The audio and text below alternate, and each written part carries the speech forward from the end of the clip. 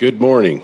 It is Tuesday, June 22nd, and we have a full slate of commissioners in the boardroom. And I'd like to call the meeting to order and ask you to please join me in the Pledge of Allegiance. I pledge allegiance to the flag of the United States of America and to the republic for which it stands, one nation, under God, indivisible, with liberty and justice for all. Okay, with that, on the first item on the agenda is approval of the minutes from June 2nd and June 8th. Is there any additions, corrections? No. Okay, with that, we have a consensus that they are all approved. Commissioner Administrator updates. Keith. Thank you, Mr. Chairman. A couple of things.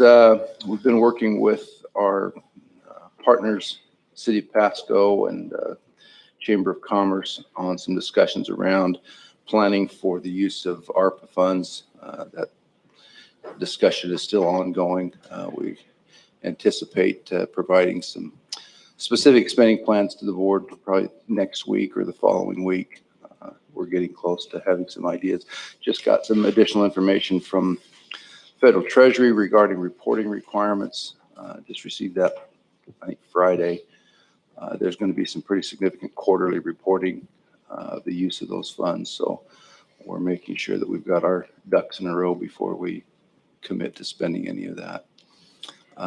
We do know that the expected end date is December of 2024, but that just allows us to have it committed by then. We don't have to actually have the dollars out the door, as long as it's committed to a specific project or procurement. We actually have until end of 2026 to utilize that. So this is a little bit longer term horizon than we had with the CARES funding, which we had just a few months to spend it and get it out the door. So we want to be a little more deliberate about this, make sure it's going to the right targeted areas in Franklin County. It's supporting the business community in the right way, as well as making sure that the intended nature of those funds are met with the expectations of the U.S. Treasury to offset some of the lost revenue and other impact of COVID. So we're continuing to have those discussions. There's quite a bit of detail involved in that, but I think we're on the right track there. Secondly, we are expecting and planning June 30th to be the opening date of the state back to full occupancy in restaurants and businesses. We've already made some steps. I don't know that the governor is going to change course, but that's always a possibility. But as of right now, we anticipate being able to pretty much be back into full operations at the end of the month. And then we've also been working with our energy community partners, responding to a federal budget request that would eliminate some of the Department of Energy PILT payments to local governments.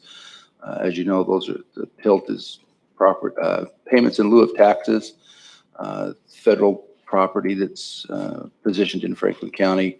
The federal government, through the Department of Energy, historically has compensated the counties for a portion of their lost tax revenue.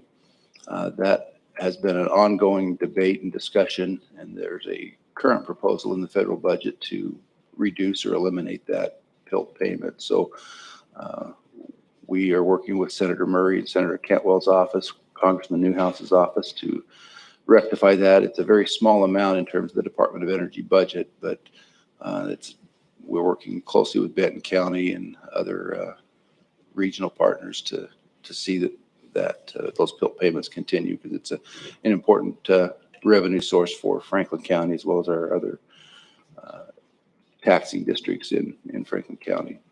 And then lastly, just a kind of a personal note, I plan on being gone tomorrow through Friday, taking a couple days off, and I may be in a place where I don't have good cell phone coverage, which is partly intentional.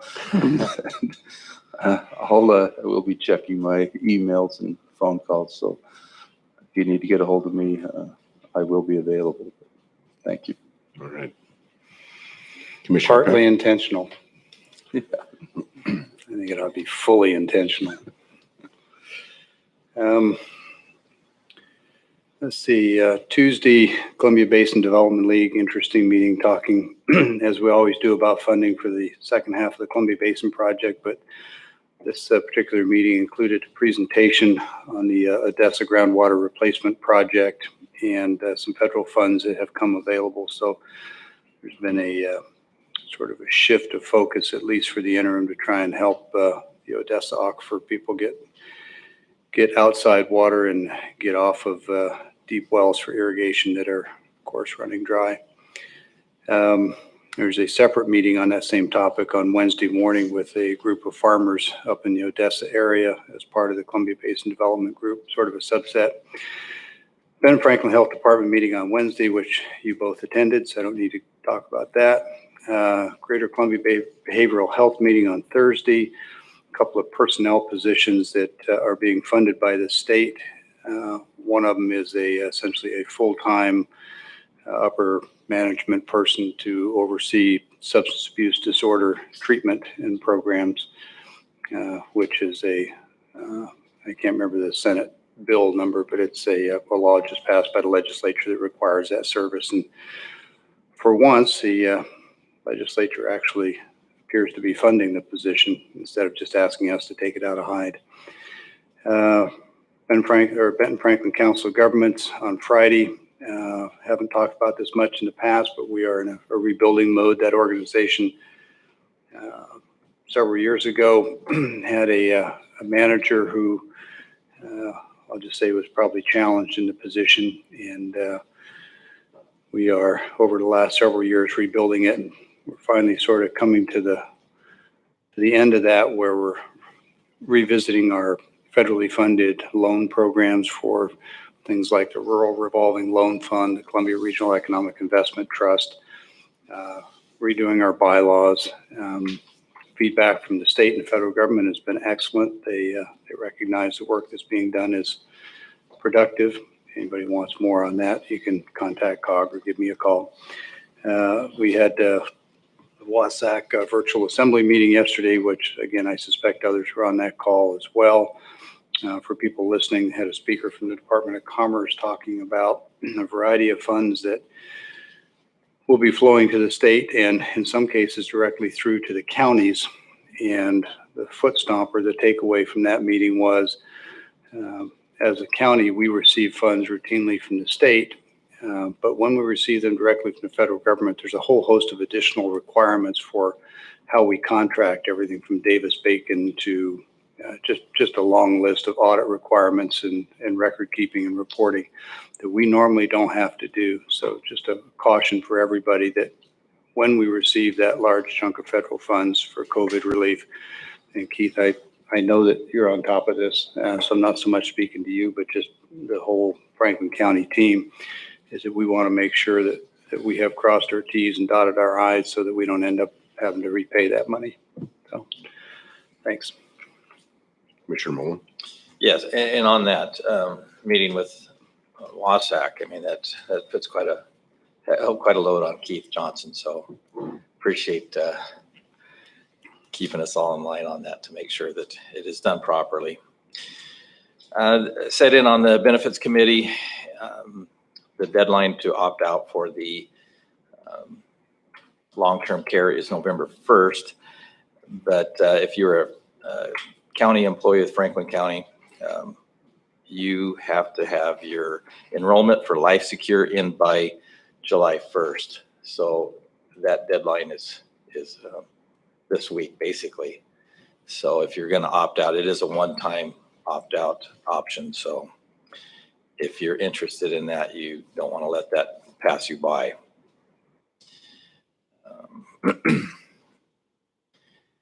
Also had meetings with the Tri-City Regional Chamber of Commerce, like Brad said, the Board of Health.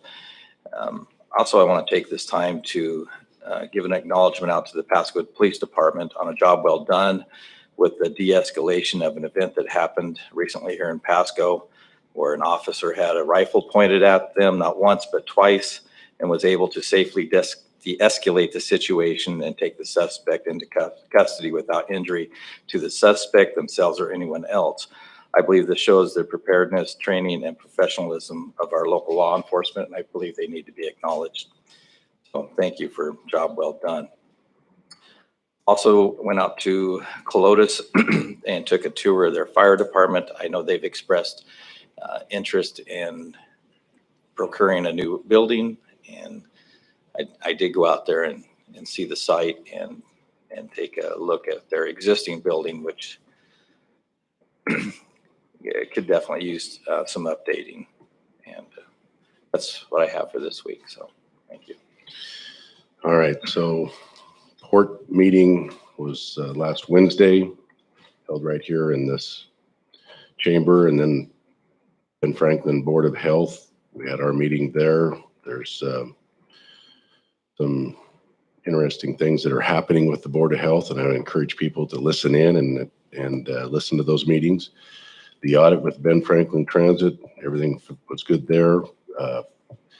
Hanford Communities, of course, they're concerned about the budget cuts from the Biden administration, as assuredly, but that's pretty much it for me for the last week.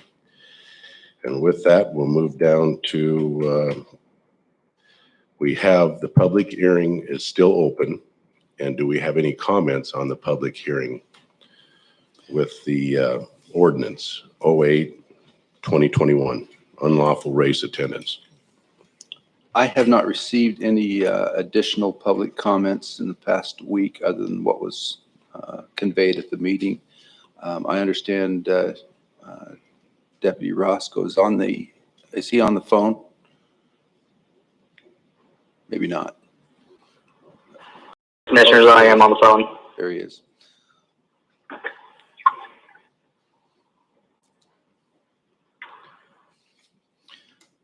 So is there any public comment in the room? Good morning, Mike. Just wondering if you commissioners were going to ask for further justification why that we would need an ordinance. The sheriff's office, the justification they provided was that the public were actively trying to prevent the deputy from doing his or her job. And I've done some research, not a tremendous amount, but I believe that we have quite a number of laws on the books that they have to use, and just wondering why that we need to add more to what we have, why we can't use existing.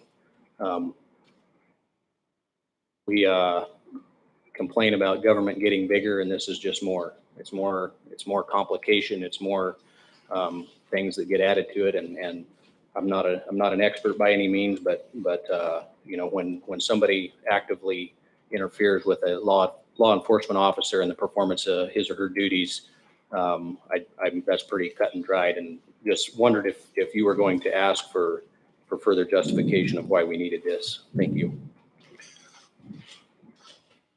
I would expect, looks like the sheriff probably has some comments about that, but I think Deputy Roski does as well. But my understanding is that this is another tool in the arsenal of necessary steps for law enforcement to be able to deal with a very specific type of infraction.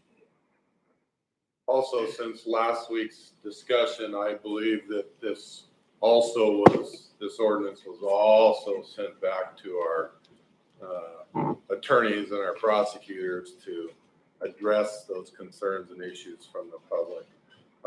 At the end of the day, I don't think any of us want to be making contacts or notifications that somebody's been killed or somebody has died on a piece of farmer's private property and those type of things over something that simply just needs to be addressed. The deputies have made the request of the ordinance. They believe in the best interest of public safety, not to pick or isolate or violate anybody's rights, but to give them another tool in their tool belt to deal with these continuing problems that are occurring. No one is out to unlawfully arrest somebody or cite somebody or those type of things. This is in order to break up these illegal races that are taking place on private property and public plots. And no one's going to jail. If anybody was to be subjected to any type of arrest, it would be in a written format and it'd be forwarded to a prosecutor for review before there's any type of charge.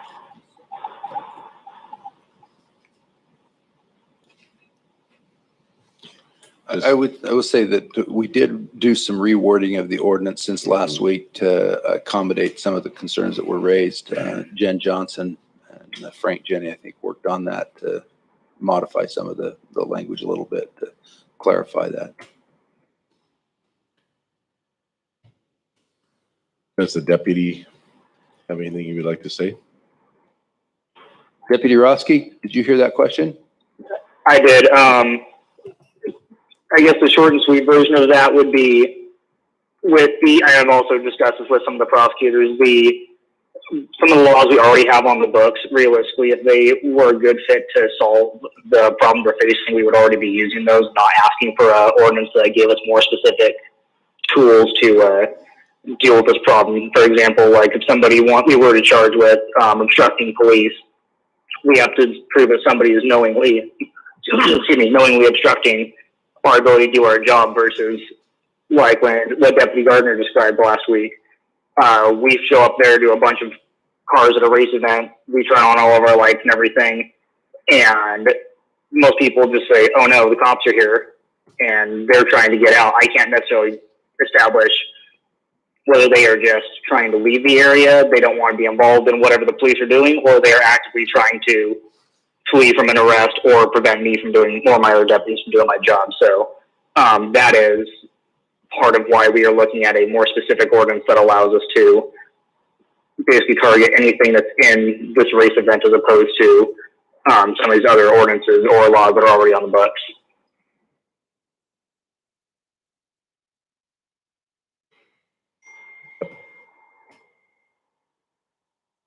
So a couple of things in response to the deputy there. My biggest concern, he just confirmed, is your mere presence makes you guilty and a criminal. And I think that's wrong. Don't justify what somebody's doing. I don't think that, I do recognize that there's a concern for illegal street racing, but somebody's mere presence is not justification to turn them into a criminal. And the effort and the requirements of proving that after reading this, I do appreciate that some of this has been reworded, and I think that was very helpful. That came from the public. That didn't come from the prosecuting attorney's office to make that happen. Concerned that he reached out to multiple members of our law enforcement side of things, but didn't to the community as far as I know. And so that concerns me. I think the ordinance is better because there was public comment, but to prove that there was ill intent meant, whether it's obstructing an officer in the performance of his duty, or if you were illegally at this event, I believe takes this nearly the same effort. I'm not a lawyer, but that his description concerns me further because your mere presence is what he's looking for. Mm-hmm. He wants your mere presence to be the reason that he can charge you as a criminal, and I think that's wrong. Mr. Chairman, this is Sean Sant. Can I address that? Yeah, further? Sean, go ahead. I just wanted to point out, I'm glad we brought up the discussion about mere presence, because if you read the language of the ordinance, this was part of the discussion surrounding what we have to prove. And it specifically mentions under paragraph A of the proposed ordinance that mere presence at an unlawful race is not sufficient to be guilty under this chapter. So I just want to refute that. The deputy's concern is showing an active participation in the event. And that's why the statute specifically states, just like we have to prove on every other accomplice case, if we are proving that a person is the getaway driver in a bank robbery, simply driving the car is not the crime. It's actually us proving that that person knew the person that went into the bank. He knew the intent was to rob the bank. He knew that they were going to split the money. we have a myriad of different elements that we have to prove that someone is actually an accomplice. This statute further specifies what we need to prove. In other words, what our burden to show that someone is actually guilty. Mere presence is never enough to find someone guilty of a crime. We have to show a myriad of different things, and there's several examples in the statute. I would like to thank Jen Johnson, Frank Jenny, as well as the deputies who work closely with the other deputies out in the county to recognize and try to narrowly tailor the specific required elements to prove that someone's actually engaging in criminal conduct. And that's why we've drafted this, or that's why this was proposed, is because the existing laws were quite vague as to what a person would be required to do in order to be found guilty of actively participating, essentially as an accomplice. Somebody is facilitating an illegal race event. They're blocking off the roads. They're monitoring the police channels to alert the participants that law enforcement is on the way. But we have to prove all of those elements before we can actually charge someone as a race participant. So I just want to make it clear, the purpose of this law is not to now be able to go and prosecute innocent people. The wording of this law was structured so that it does protect the rights of innocent activities and only can be used to prosecute those that we can establish, not just probable cause, but we have to believe that we can prove each element beyond a reasonable doubt before we can actually charge somebody, believing in good faith that we can prove that that person is actually guilty of the crime. So that is the heavier burden, and that's why the sheriff said they are going to gather that information and collect it in the field. They're going to forward that to our office, and we will further discuss and investigate whether or not we're able to meet that burden to be able to successfully prosecute somebody for violating this ordinance. So I think there's a good check and balance. As with every law, law enforcement has their role of enforcing the law, and then it comes to our office, and we have to do a further check to make sure we can meet that element, be able to prove each and every element of that crime beyond a reasonable doubt. So I just wanted to offer that additional safeguard. I think everybody has raised some good questions, and I appreciate the comments last week, and I think that has resulted in a much better ordinance that addresses those concerns, and the wording of must proving more than mere presence is specifically added to avoid that misunderstanding of the ordinance. Commissioner Peck, you had something you wanted to say. I'm good, thanks. I was just going to read the language from the ordinance that said the mere presence is not enough. Okay. So I appreciate what our sheriff said, as well as our prosecuting attorney, that was very articulate. The deputy that was talking said specifically that when people start to scatter, he wanted something to be able to charge them with, to hold them. That was the specific language that he used as he's trying to convince you that this is a good ordinance.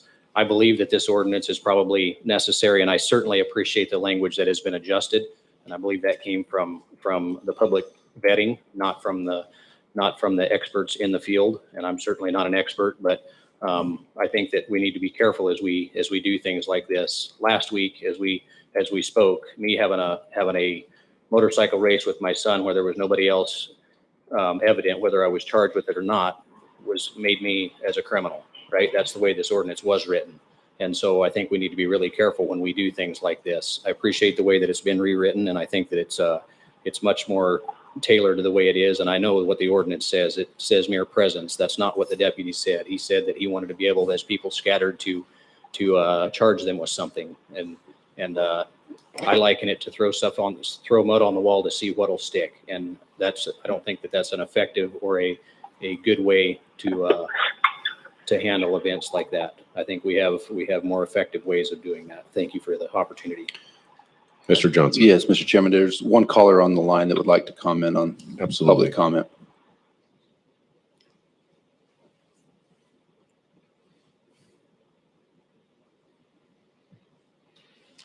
Good morning, Mr. Simmons.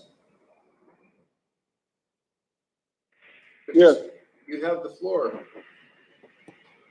Okay, thank you. Commissioners, I just wanted to address the ordinance that's being discussed, and I do appreciate, because there's a delay, I haven't had time to review all of the comments that were given, but I appreciate the additions that were made to further clarification. That was my concern, Mr. Baumann. I just want to echo Mr. Baumann's comments as well, especially the concerns that he had about, whether or not, we could be involved in that just by, in a race just between two people, not causing the issues that this ordinance is supposedly trying to prevent. That's my concern. So I guess my comments would just follow along that line. I think maybe that something like this is necessary. Of course, the sheriff's office and the prosecuting attorney's office have more idea in terms of statistics and things that are needed. And so I appreciate hearing those concerns about that and if an ordinance is needed. But I just want to make sure that this ordinance is appropriate, that it's specific to solve the issue, that it's not going to cause any other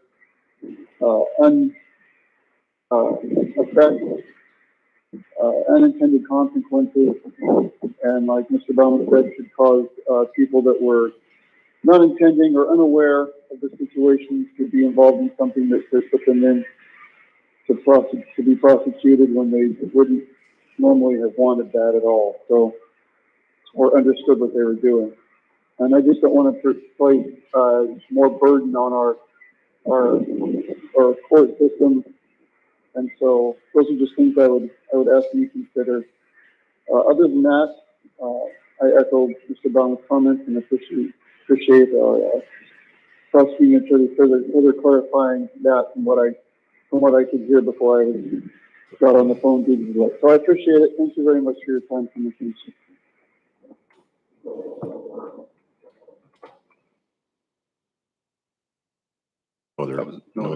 Any other comment from the audience?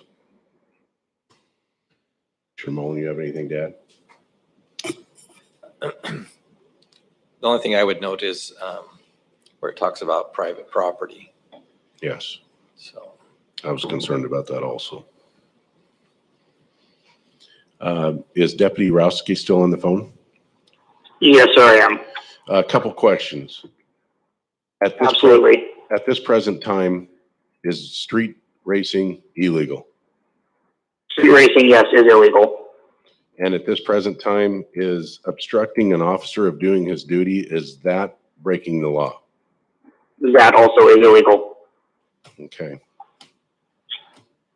So this ordinance is basically just reinforcing what's already on the books, but it's also adding some caveats of if you happen to have a radio in there, you scatter when the police show up.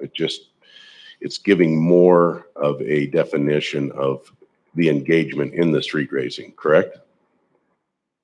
That is pretty close to what we are after on this ordinance. The current laws, the only people that are actually committing a crime are the two cars that are actively racing.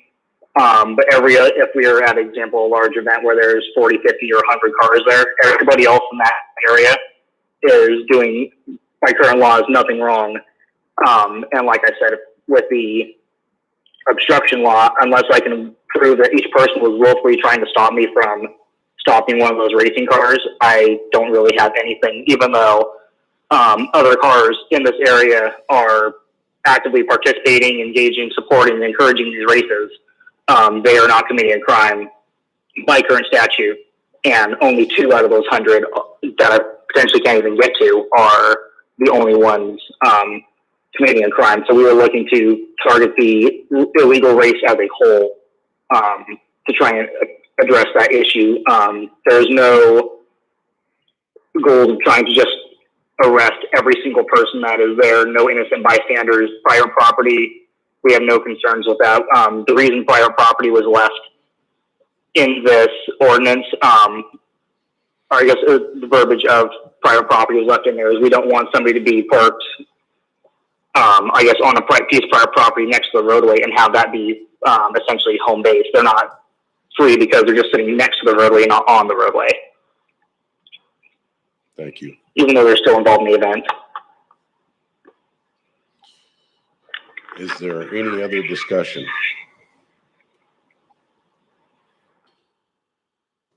Seeing none, I ask for the board to make a decision, a motion. Mr. Chairman, you may want to close the hearing first. Okay. At this present time, we'll close the hearing, and I'll ask the Board of Commissioners for a motion. Chairman, move to approve ordinance 08-2021 as presented. Been a motion and a second. Discussion. Hearing none, all in favor say aye. Aye. Aye. Aye. Next is public comment. Keith, we got anybody on the phone? Yes, I do. Looks like Mr. Simmons is called back in.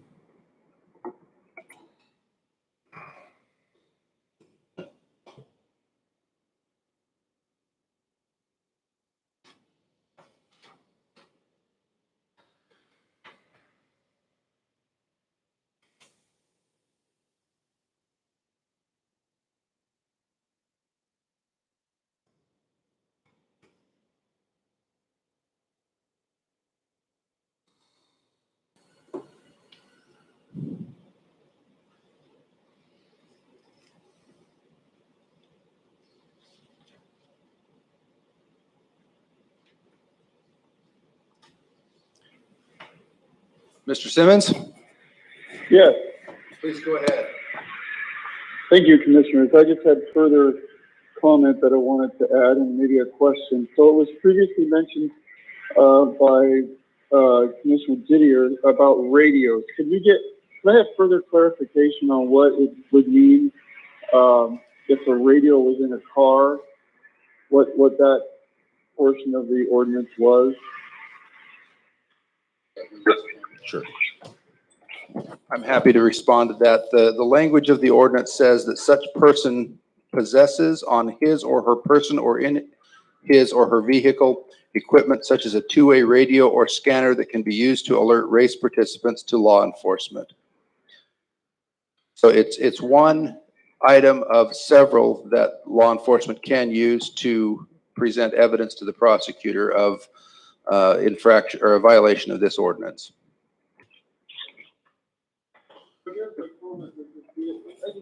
I disagree with the premise of this ordinance, and I would just strongly encourage the commissioners right now to completely rethink this.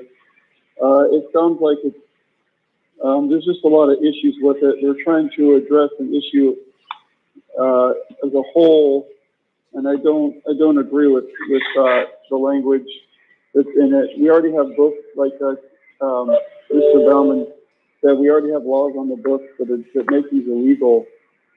And like that language, I just agree with this. I would hope that as a commissioner's body that you guys would choose not to approve this ordinance at this time, and that's what I have to say right now. I'm an amateur ham radio operator and as well, and I have radios in my car, so it's just a concern for me that and I use scanners all the time too. So I have concerns there when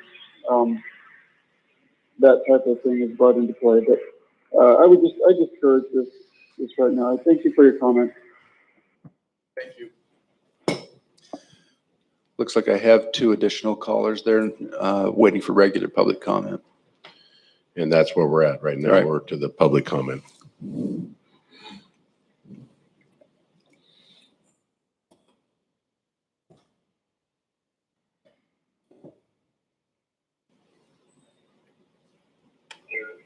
Waiting for regular public comment. Good morning. We're at Child? right now, the public comment. Is this Ms. Child?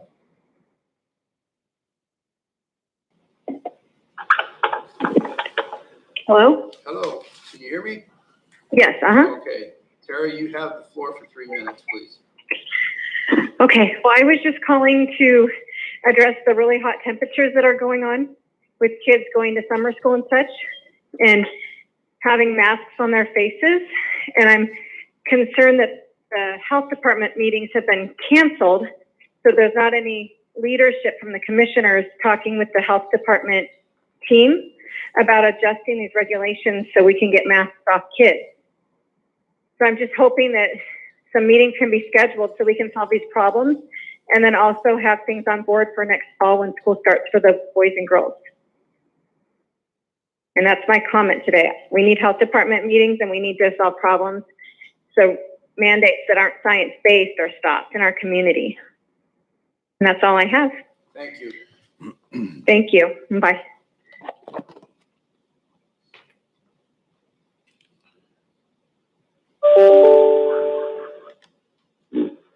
Good morning, Mr. Whipple. Hello. I just called kind of on the public comment part about this. All this computerized stuff you guys are doing, all this mailing, the building department is very corrupt. It doesn't take a rocket scientist to figure this out. And the way they're backdooring this stuff where you only can write into them, and you have no way of knowing your comment got to them, and they can wastebasket it anyhow. That's kind of like the way this government's going. You guys are trying to use this code so you can push stuff through without allowing the public, which pays for all this through tax dollars, to actually have a voice. And that ain't right. And it's going to probably end here pretty quick. And that's kind of pretty much it. Their guys are paid by the tax dollars doing your jobs. In person, people need to be able to go in there, and it's about common sense. You understand what I'm saying? Yes, I think so. We do. I'm trying to stay calm and not be swearing, so sorry. Okay, thank you. Okay. Yeah, this is very important. Okay, thank you very much for your comment. And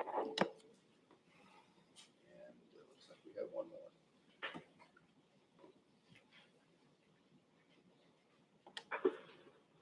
Good morning, Mr. Heinen. Yes. You have the floor for 3 minutes. Yes, my comments on building department. I'm getting ready to apply for a building out here that I've also applied already for a building in Lincoln County. And so I'm going to I've been hearing through the grapevine how poorly ran the building department has been. And I applied for a building permit in Lincoln County, exact same building I'm going to be building here, just a storage building in Franklin County. I applied for it on a Tuesday, and I received my permit on a Monday. And so I'm going to be kind of holding Franklin County under certain constraints, if and why. You know, when I go on a looking for a building permit, when I went on Lincoln County, it was 1 page. What do I do? When I get on to Franklin County, it's 2 pages.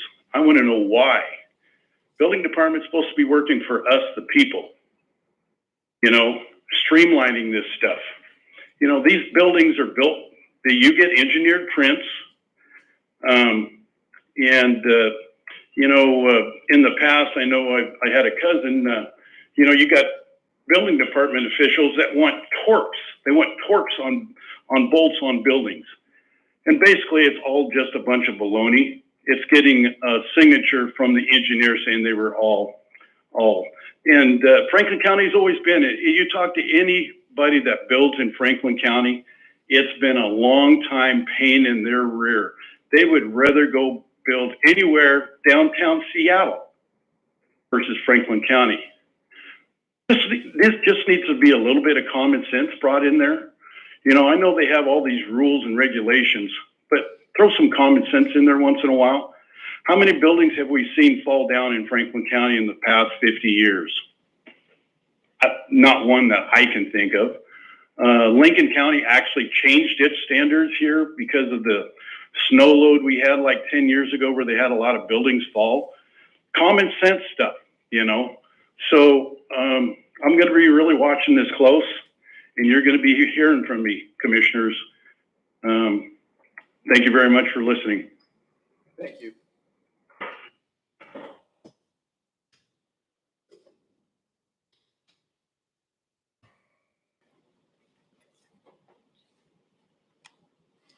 Good morning, Ms. Burke. Yes, You have the floor for 3 minutes. thank you. I would just like to echo Ms. Child's comments. I was concerned when the meeting last month was canceled, the Benton Franklin Health Department meeting, and we just don't have access, to commissioners and the Dr. Amy Persons. And last week's meeting, I sent in public comment, and I was unable to listen to the meeting because I was traveling in Mexico on a bus and didn't have service. And I don't think that those meetings are recorded so that I can go back and watch and see if my public comment was read or if anything was discussed. But we've got kids riding buses all summer in masks. And Dr. Amy Person said, well, if they're distanced, they can take off their mask for a short mask break. Well, our superintendent said, oh, only for a few minutes, and we've got to get the commissioners and the Benton Franklin Health Department in taking these masks off our kids on these hot buses. We have several parents that have had their kids have had heat exhaustion. We even had one child suffer with a seizure at recess from heat exhaustion, the doctor said, and fell off a jungle gym. And so I would hope that we will take this serious. This is it's not public health now. I think it's public safety. And the bus drivers are driving buses for hours in masks in this heat. These buses are not air conditioned. So please, let's call an emergency meeting and address this. Thank you. Thank you. You have an additional caller?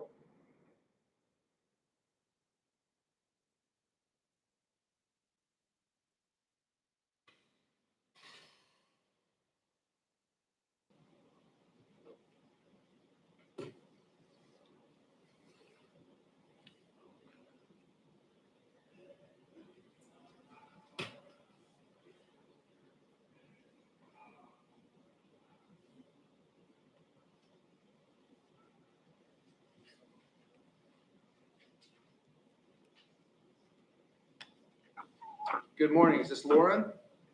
Yes, it is. Lauren, you have the floor for 3 minutes. Okay, thank you very much. Thank you guys for your service. And it's always good to have the right people in the right place at the right time. And I appreciate what you do. I'm trying to get a shop built, and I started about a year ago. I got a bid for $33,000. I didn't get around to it. They could get bid to it for 6 months. Went up to $66,000. Got another builder with $70,000. So I went online and found a all metal building builder that could do it for $20,000, and I'd have to do the concrete, but that wasn't a problem. And I went to the planning commission, make sure that was okay, and they said no. That problem. A lot of those places are not good, and they have to have engineered plans. And I said, okay, well, let me see if I get an engineered plan.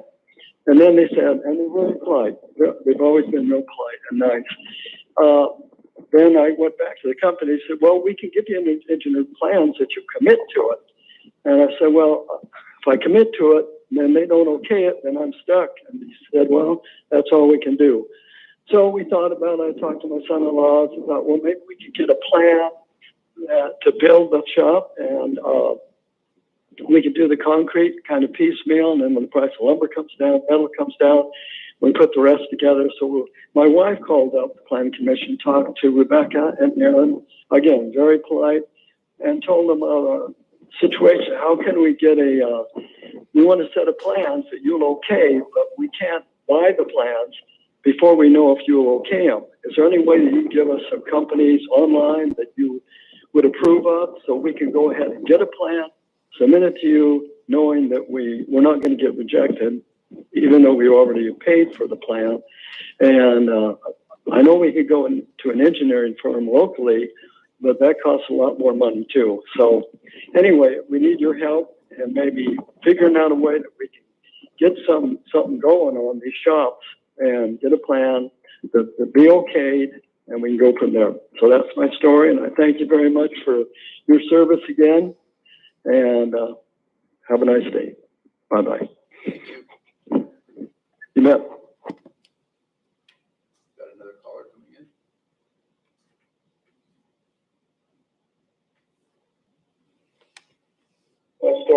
Good morning. Hello. Go ahead. You have the floor for 3 minutes, please. Yes, I just want to echo. I've had so many parents reach out to me, including my own children, about children riding these school buses. I have a friend who has children in school, but she also is a volunteer on the special needs buses. And she said it's just horrible. You've got these children with special needs even that are being forced to wear masks. And if you go to, this is part of the Library of Congress, it's ncbi.nim.nih.gov. And that's where all the scientific studies, medicines, everything you will find in the history of our nation, including everything for COVID. But you will not find any scientific study, gold standard study, that has proven face masks stop and prevent the spread of airborne viruses. In fact, the only study that was done that wasn't really peer-reviewed and scientific, it was one that was kind of studied later, it showed that those that wore masks actually spread the virus because viruses live on fabric much easier, especially COVID-type viruses. So then when you touch it, you're actually spreading it. So you're having these children wear face masks. So what I would ask the commissioners at your next health board meeting is to please ask ahead of time Dr. Person, so she's prepared, if she could please present the scientific peer-reviewed study that shows that face masks stop the spread of COVID and SARS-type airborne viruses. And that's all I have to say. Thank you. Thank you.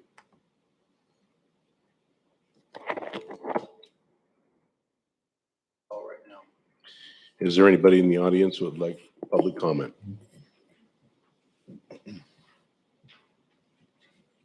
Thank you. George Dockstetter, Soap Landing Road.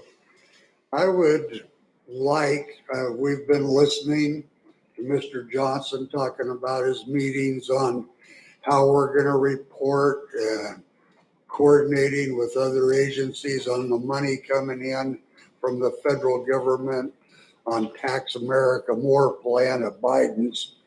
And I would like to know what areas we can spend the money on.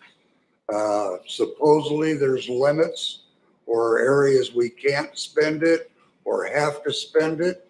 I think if we had a list of the areas where we're going to be allowed to spend this money, then the public would have a chance to have their input on what they'd like to see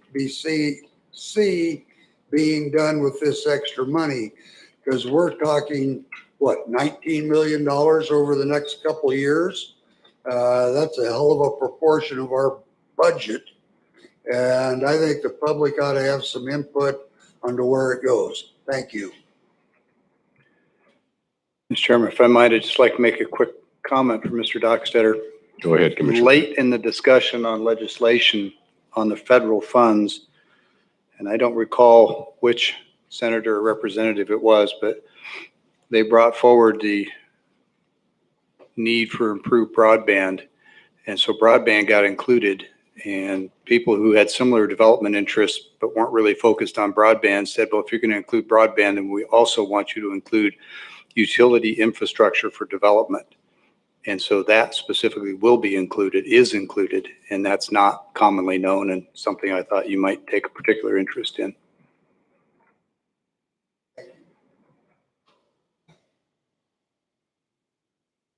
So thank you for letting me speak on the ordinance that you just passed. I think that that is going to be a tool that deputies and our law enforcement can use, and I think that it got much better, and I'm very thankful for that. Something that Mr. Simmons spoke of that I think this is where that I really appreciate our sheriff. I've spoken with him at times about this. I've spoken with our prosecuting attorney about areas, and that area is discretion. And discretion is something that is certainly a tool that our law enforcement can and I think should use in these areas. Something that Mr. Simmons said about a two-way radio, or it says a scanner that can be used. Let me see it here. Equipment such as a two-way scanner radio or a scanner that can be used to alert race participants of law enforcement. So you can get an app on your phone that gives you scanner capabilities to our local things. So the mere use of merely having a phone in your pocket then is causation. So discretion on part of our law enforcement, I think, is something that is used now, and I'm thankful for that. And to continue to be used with this ordinance, I think, is a good thing. So I think it is a tool that they will be able to use. Something I think that you need to consider carefully is I think you need to fully open our building department and our roads department. This isn't meant to pick on anybody, but I went to our building department on Friday afternoon. I believe it was 2:30, and knocked on the door, stood there for 20 minutes, knocked on the door repeatedly, called the number on the door with no answer, and then went down the road to our roads department, did the same process, called the number on the door, nobody answered the other end of it. And so then, because I had access to some personal phone numbers, I did end up getting to where I needed to get to. But I think it's time for our departments to be open. I recognize that there's need for, because of the governor's order, there's need for there to be possibly some kind of restrictions, but it's time for them to be open for business. Thank you. Don't beat on the door loud enough. I promise you, everybody in the building heard me. No other calls, Keith? No. Any other public comment? One question, Keith, is on that rescue money. Is roads been included yet? That's a delicate, or I don't have a yes or no answer. There is some infrastructure that is included, but not general infrastructure. If it's a nexus to COVID or certain economic development issues, yeah. So it's a more technical or a complicated answer than just yes or no. There are some circumstances in which general infrastructure could be included. Well, if somebody got sick, they'd have to get to the hospital. Roads get them to the hospital. Sure. So my question, thank you. It's a matter of being able to satisfy federal auditors. Exactly. Yeah. Okay, with that, we are down to office business, and I believe we have one voucher this morning. Yes, we do. We have a fund expenditure, excuse me, move for approval of fund expenditures in a total amount of $263,993.31 as presented, and note that it has been reviewed and signed by 2 representatives of the auditor's office and the county administrator. Second. Been a motion and a second. All in favor, say aye. Aye. Aye. Aye. Next, we have the consent agenda with 4 items. Chairman, before we move forward on the consent, I'm going to ask that items 1 and 2 be separated out for independent discussion and voting. And just like to note that over the years, we seem to have drifted to putting a lot of things in the consent agenda that are not ordinary, routine, administrative. They're actually items that should be discussed separately. So I'm going to request that the staff be a little more judicious in what they put in the consent. But for today, item 1 and 2, I'd like to have separate discussion, please. Second. Okay, so we can 3 and 4, we can go ahead and pass. So I'll move for approval of consent agenda items 3 and 4 and request separate consideration on items 1 and 2. Second that. Been a motion and a second. All in favor, say aye. Aye. Aye. Aye. Okay, we'll move on to item 1, Public Works Contract, remodel of Human Resource Office and Assessor Office. So this is a simple one. We've already had our public discussion on it. No need to revisit the merits, pro and con. I wanted it separated out because it's a fiscal matter. We'll be voting to spend $50,000 of the public's money. I don't agree with this expenditure, and I want the opportunity to vote no, and that necessitates separating it out.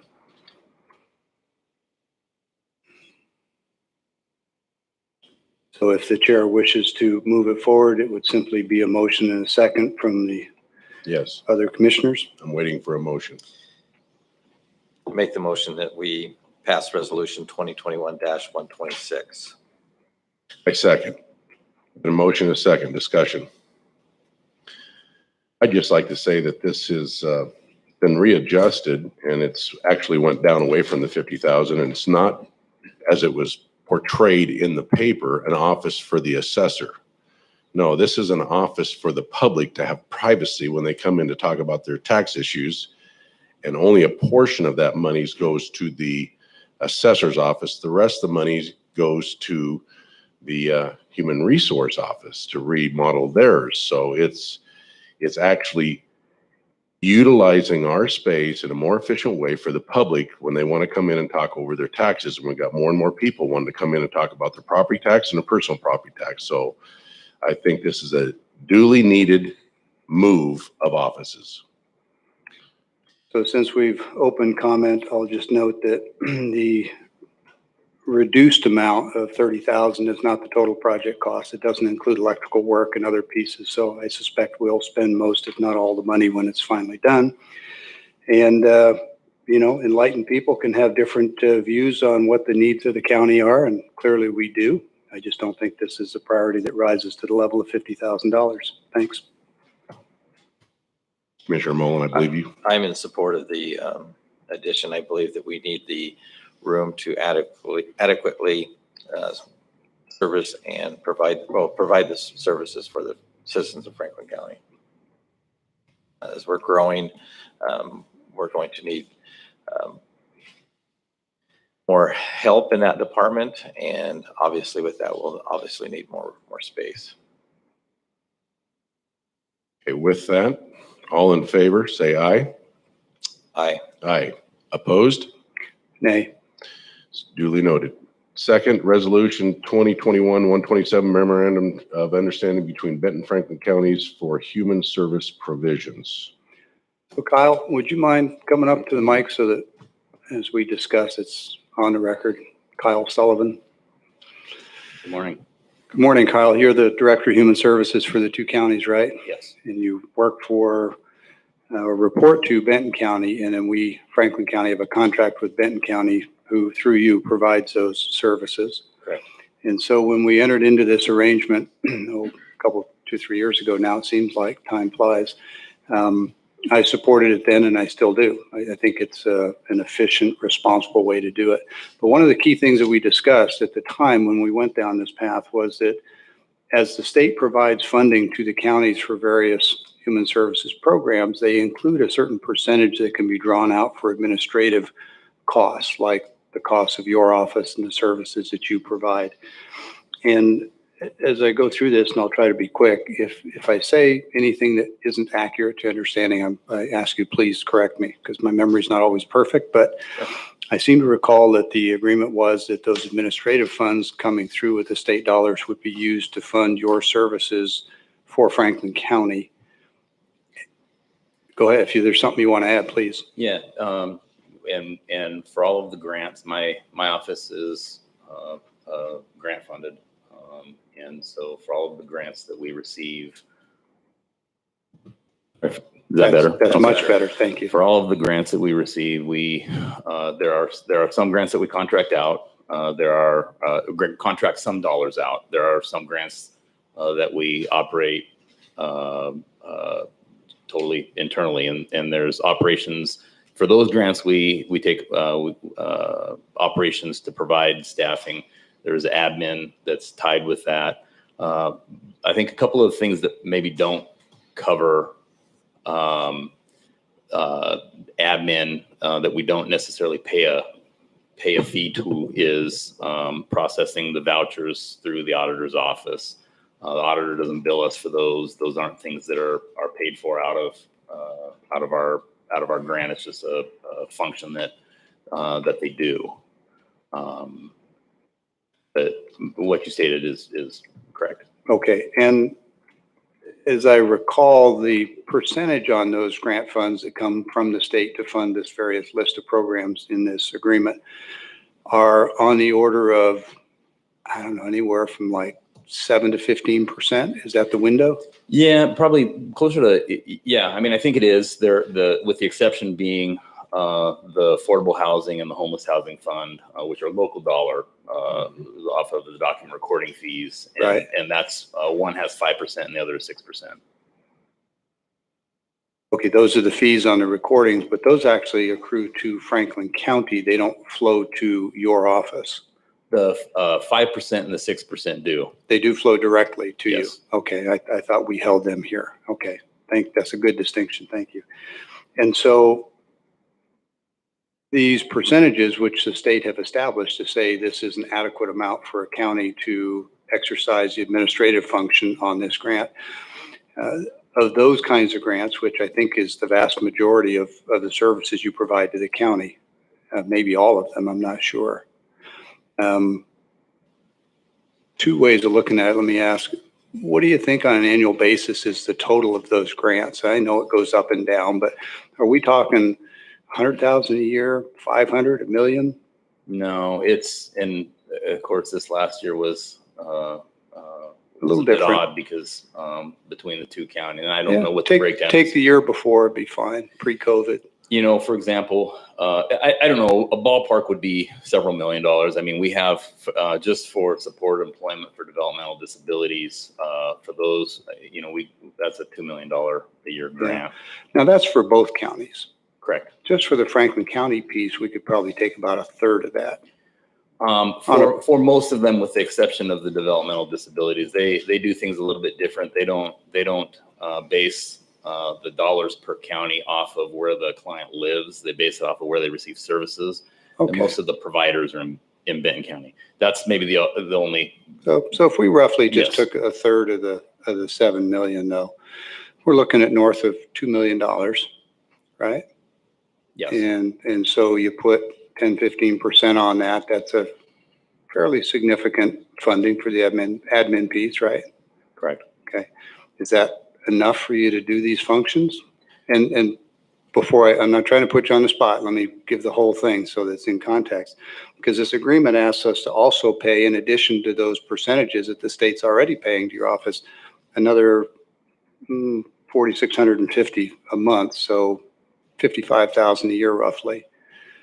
So I guess the question is, are those percentages on the grant money from the state not adequate? Is that why it's necessary for Franklin County to pay another $55,000 a year? And if the answer is yes, I can live with it. I just kind of want to have this out in the open because this is not stuff anybody ever sees. Yeah, and so the admin and operations that we collect for administering the grants covers my staff, my time, my staff's time, those types of things. It doesn't cover anything that we do with HR, or any time that we don't ever get a bill from HR. We don't get a bill for any of the other ancillary services or contacts that we have, regarding anything else. So it sounds like you're saying, and correct me if I get this wrong, sounds like you're saying that the extra $55,000 a year from the county is to pay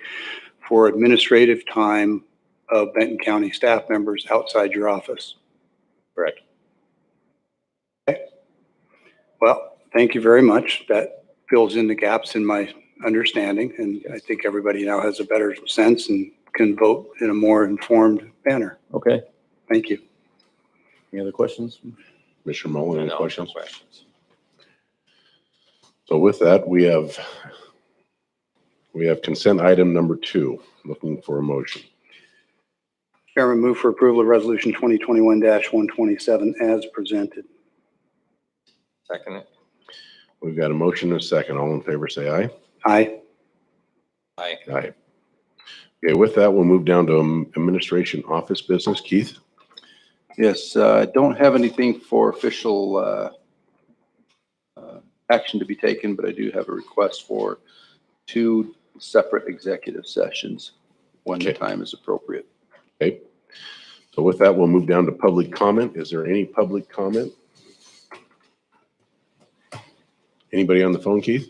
No, sir. Okay. With no public comment, we will be moving into executive session. And Keith, I'll let you. Thank you. Yes, first item, requesting an executive session under RCW 42.30.110. 140. Hold on says- just a second. I got to find the right, It's for contract negotiations? yes, if one, you're correct. 0.140, paragraph 4, contract Yes. negotiations. Thank you. Yes. And time? I think we could do it in 15 minutes. Okay. And I would request that Carly and the board and the clerk be allowed to participate. It is. And we have legal counsel as well. I don't need legal counsel on this one. It is 10:05, so I anticipate it's being done about 10:21 by the time we get into executive session.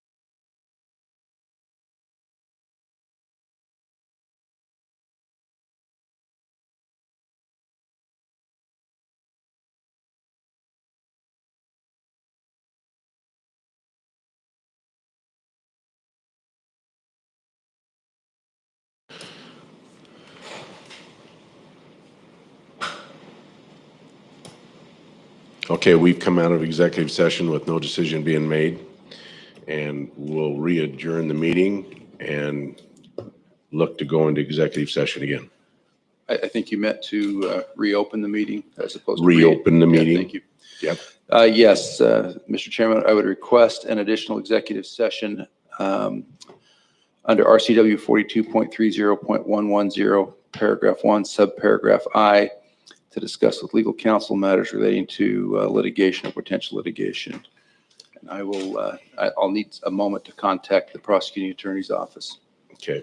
And ask the board and the clerk and the prosecutor's office to be available. And how long, Keith? We better have 45 minutes on this. Okay.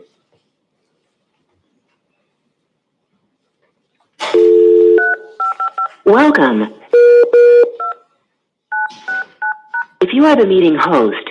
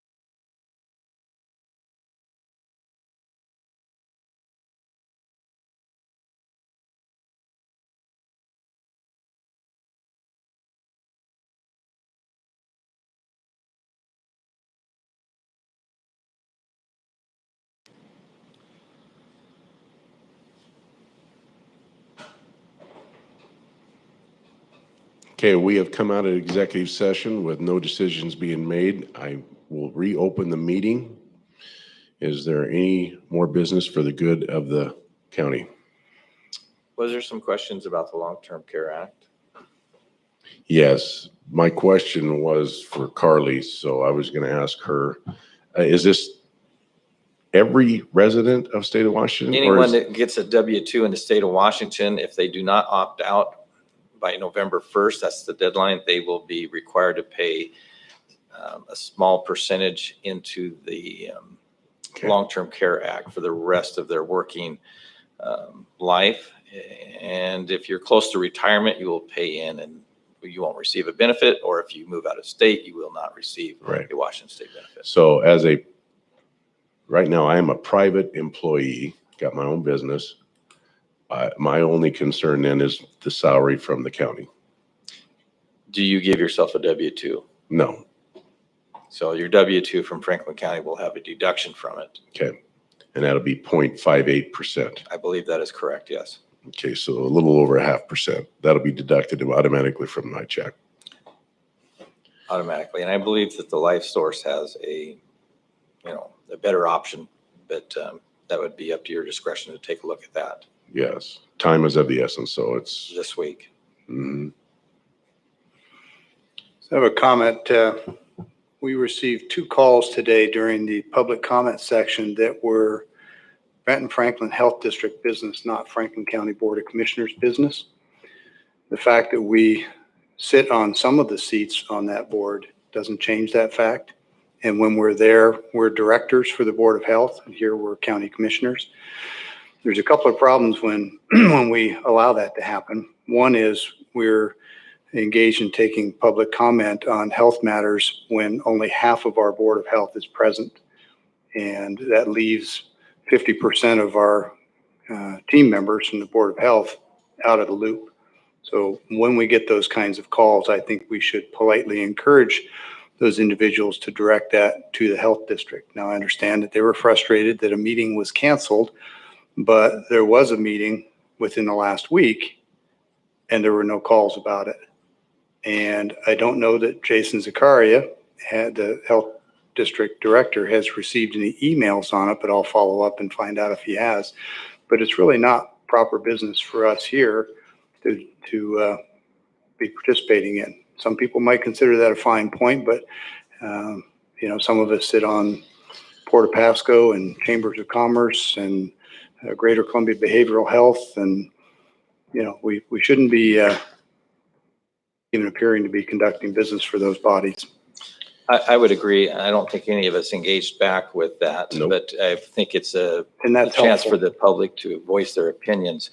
And we are here to listen to them. So I tend to agree with Commissioner Mullen that they are voicing their opinion, and we don't know if they called the Benton County Commissioners. They could very easily be calling both sets of commissioners. We don't know that. We all sit on the Board of Health. We are the governing body of the Board of Health, and they are voicing their concerns for the children wearing masks. So they may have called Benton County. We don't know what they said to them. Exactly. The Board of Health will soon be twice as big as it is now, and it'll be even more problematic then. I'm just encouraging us to, for the sake of staying focused on county business, that we not engage in discussion one way or both ways, frankly, on stuff that is outside the responsibilities of Franklin County. Just I encourage us would to- agree, but I do believe one of the callers mentioned that they tried to contact the Board of Health the health department and was unsuccessful. Yeah, and when that happens, I would encourage them to contact any member of the Board of Health independently. Send me an email, send either of you an email, send one of the Board of Health members from Benton County an email. I don't think any of us would fail to respond and get the right people engaged. It's admittedly, it's a bit of a fine point, but I'd like us to stay focused on Franklin County business, not health district business. Well, up until this point in time, it was just a comment on the comment period. We hadn't discussed it. Now it's a discussion item during our meetings. So, I mean, the commissioners have brought it to the attention and now we're discussing it. And I have to disagree that it is part of Franklin County because we're part of the health district and they're seeing these concerns for kids and they're voicing their opinion. I am never going to ask somebody not to voice their opinion. We represent the people of Franklin County. I want to hear from the people of Franklin County. Well, I think I've made my point reasonably clear. We're not discussing the merits of the call. We're discussing whether or not we should be entertaining calls that really are properly directed to other bodies, specifically because only a portion of those other bodies is here to hear it. And the whole body should be able to hear it and participate. And to the extent that we can encourage them to go to the Port of Pasco or to the Health District or Greater Columbia, it benefits everybody. Thank you. With that, is there any other business for the good of the county? Hearing none, the meeting is adjourned.